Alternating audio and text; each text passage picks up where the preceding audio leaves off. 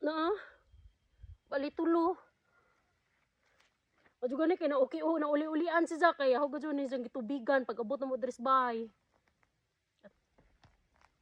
There we go.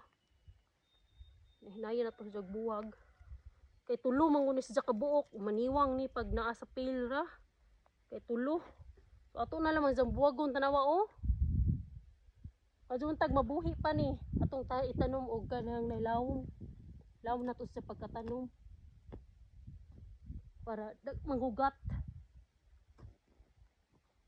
Nabutangan na to og kanang nay fertilizer. Asa ra ba to fertilizer? There we go. There.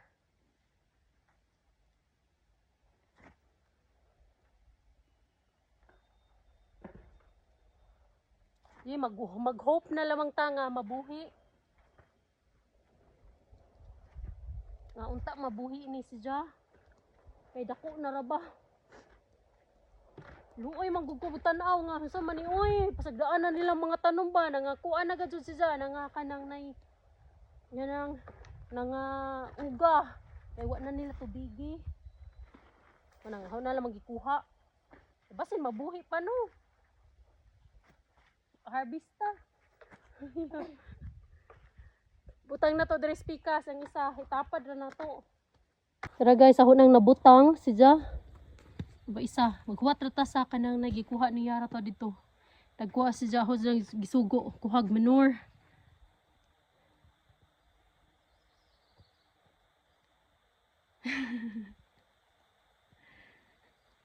Para ibutang na to diri sa ato ang kanang nay jalapeno majun ta og makasurvive siya kini nabutangan na nato.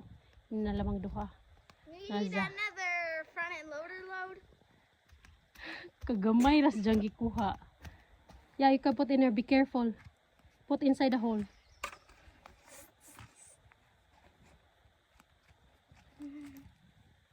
I'm not very sure about this.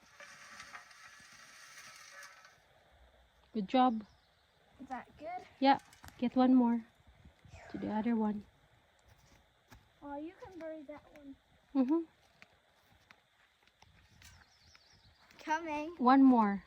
Right there. Be careful, eh?